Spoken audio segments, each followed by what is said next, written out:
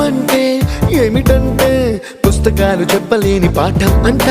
కోరుకుంటే చేరదంట, వద్దు అంటే వెళ్ళదంట.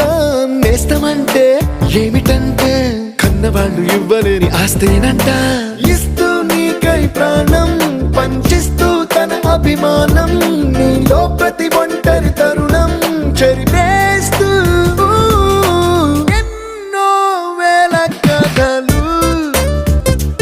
అరే ఇంకో కథ మొదలు.